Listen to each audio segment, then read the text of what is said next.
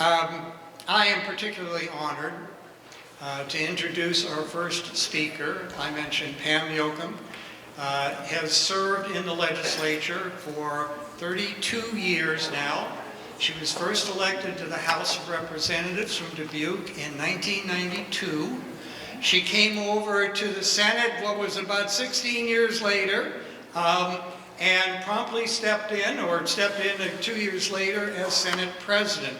And she presided over this rambunctious bunch of, well, all of us legislators. Democrats had the majority then, and we can be rambunctious too.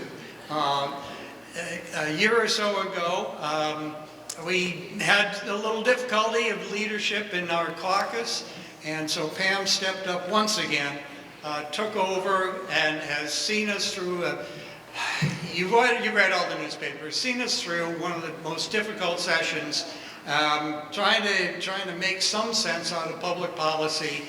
The other side doesn't listen very well, but we've been scoring some points there.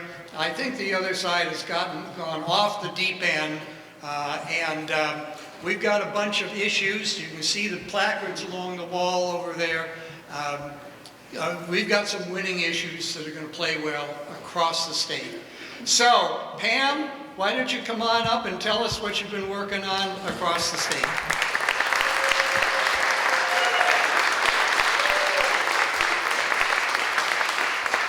Thank you so much, Herman. And first of all, let me just say, hello, Story County Democrats. Thank you so much for your dedication and your commitment to democracy and defending it for many years. And believe it or not, Phyllis and I go back to 1983 when we were both hired to work on Fritz Mondale's campaign for president in the Iowa caucuses. So Phyllis and I go back a few years. I want to begin by thanking Senator Cornbach, Iowa's champion for public education, for hosting and organizing tonight's fundraiser for Mike Wolfe, who's going to be speaking with you in just a few minutes. Mike, I want to personally thank you for running. He contacted me last fall and said, I've had enough. I'm running. But I know when Mike gets elected, he's going to make Iowa a place where our children want to live and work and build a future. So Mike, we're looking forward to having you in the Senate family, and I know you're going to get there because everyone in this room is going to help you get there, right?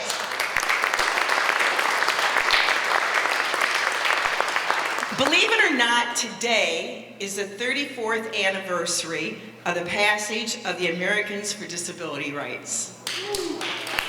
Yes, indeed. And that, of course, was championed by our very own Tom Harkin, and it provided millions of Americans with protections against discrimination. Now, that was near and dear to my heart back in 1990, because I along with Arthur Davis, co-chaired Tom's re-election campaign for the United States Senate. And I'm sure it was partly because Tom Talkie was challenging him for that seat, and Tom was from Dubuque. And I had a daughter with disabilities. So I kind of fit the bill. So I have had a long relationship with Senator Harkin, and I'll talk a little bit more about my daughter, Sarah. She passed away a few years ago, and she was truly the center of my life. And I have told people more than once, I learned more from her than any other human being. Because I watched that child, who was pretty much a toddler her whole life. I got every day and saw another human being show me what unconditional love looked like. Every day. It did not matter what color you were, if you were rich or poor, she didn't care. You were here, and that's all that mattered. And I remember one day, and then I'll get on with my speech, but her anniversary is coming up, so this is a little more dear for me at this time of the year. She had just learned to walk, and she and her dad went downtown in Dubuque, and it was a plaza then.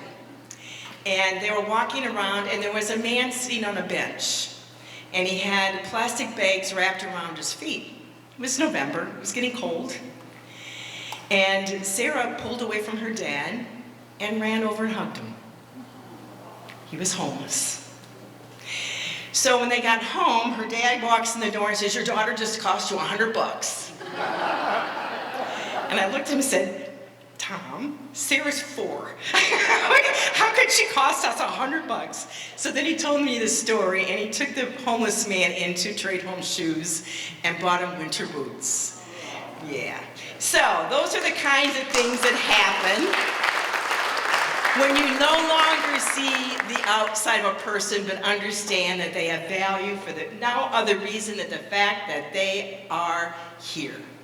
And that's why we are Democrats. Come on, you guys, we're Democrats because we welcome everybody under our tent. You know, it is absolutely time to break the Republican supermajority in the Senate. And we're going to get it done when we elect Mike Wolfe this coming November. If we would have had just one more Democratic senator in this last session, Mackenzie Snow would not be the director of the Iowa Department of Education today. If just one more, and that's what's going to make a difference. One more Democratic senator will make the difference. So we have to get Mike elected. I think that the word unprecedented has been used so much lately, it's almost become a part of our vocabulary day to day. But this past week can be described as nothing but unprecedented. We all know that just last Sunday, President Biden passed the torch of leadership to Vice President Kamala Harris. And by the way, Kamala. See it? Kamala. A friend of mine lived in California when she was running for Attorney General, and a lot of people in the state of California had a hard time knowing how to pronounce Kamala. So they had the hat made to help people pronounce it right. Kamala. Okay. So what I do know is this, is that Joe Biden has said that he decided to pass that torch of leadership because, in his own words, nothing can come in the way of saving our democracy, and that includes personal ambitions. His strong endorsement of Vice President Harris left no doubt about his respect for her and his belief in her abilities to lead this nation. As a former prosecutor, Kamala Harris knows Donald Trump's type. And she didn't just fall out of a coconut tree, and neither did we. I want to personally thank Joe Biden for his 50 years of dedicated service to the people of this country.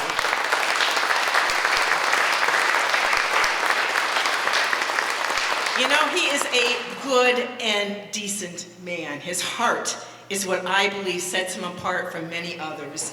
And his legacy will go down in history as a statesman.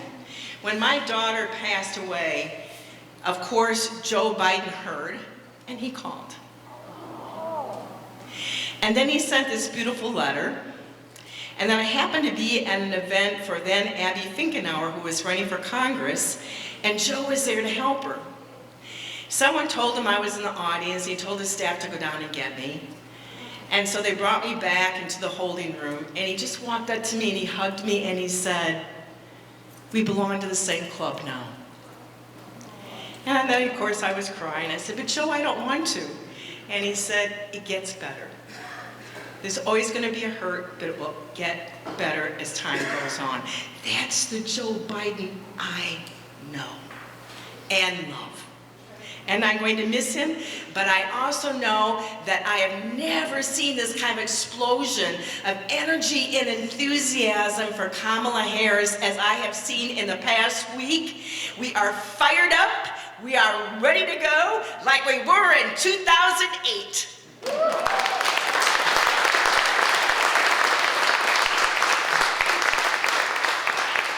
It's courage, opportunity, democracy, justice, freedom, equality.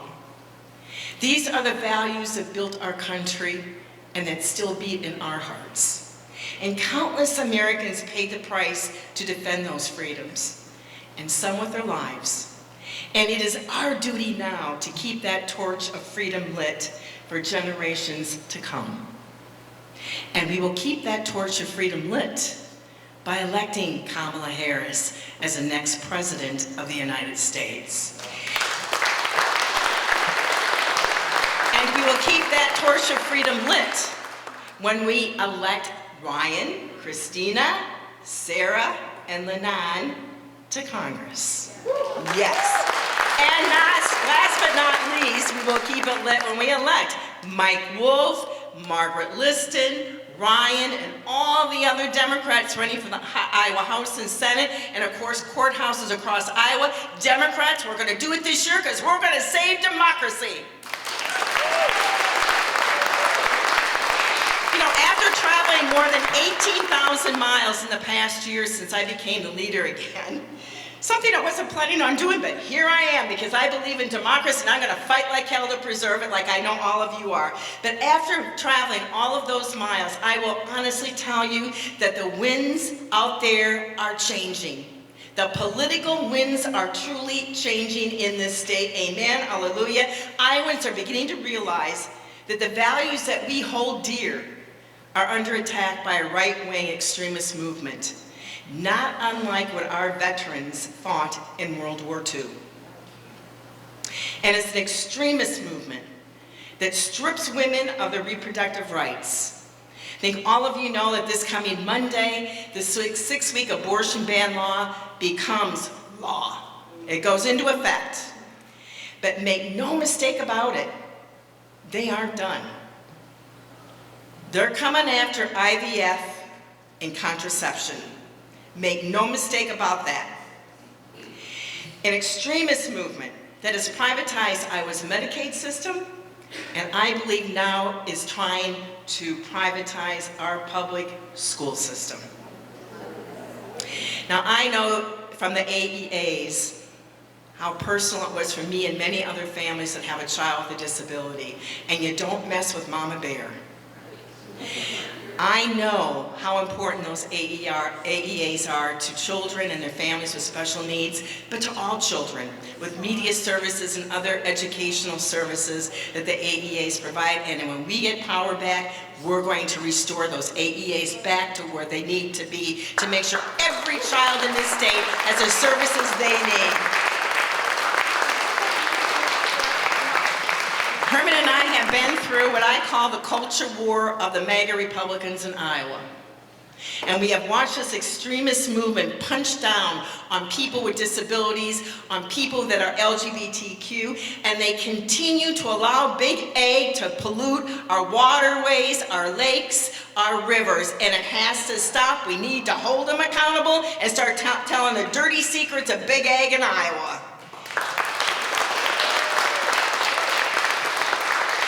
This is also an extremist movement that has protected corporate interests over the people with tax policies that benefit the few.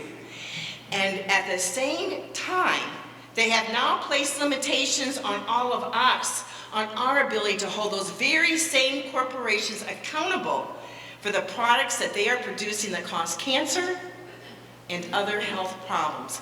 We rank #2 in the country for cancer rates, and the only state where the cancer rate is increasing. And yet they got immunity this year from the Republicans. They are not going to be held accountable for producing Roundup and all the other chemicals that have been proven to be linked to cancer. And last but not least, an extremist movement that turned down $29 million in federal funds to feed hungry children in Iowa this summer. Enough already. It's time for them to go. What time is it?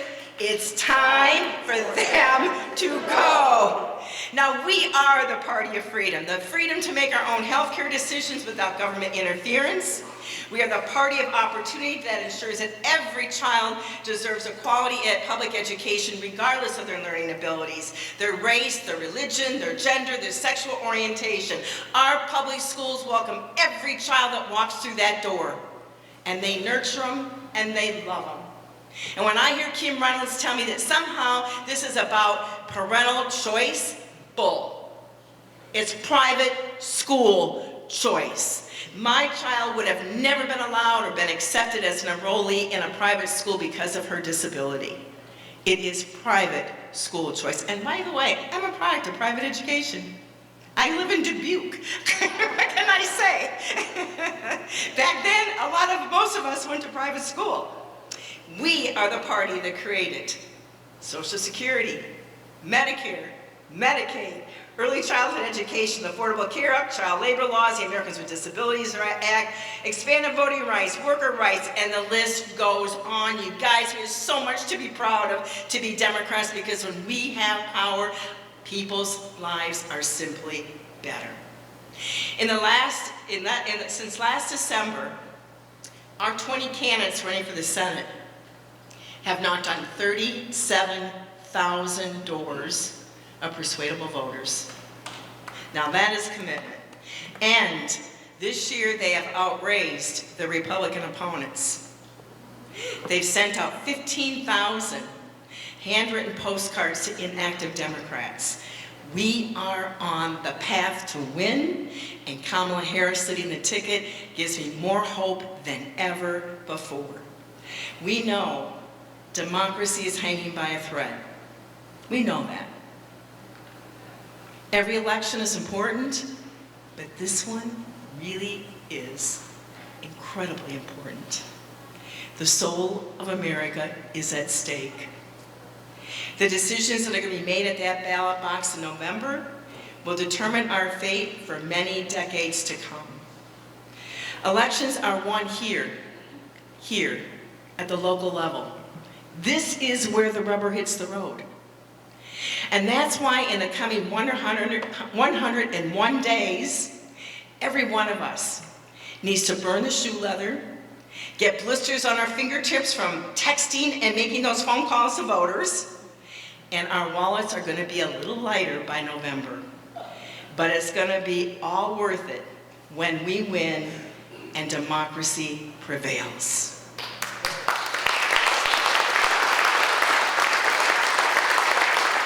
Let me close by saying this. We choose moving forward, not backward.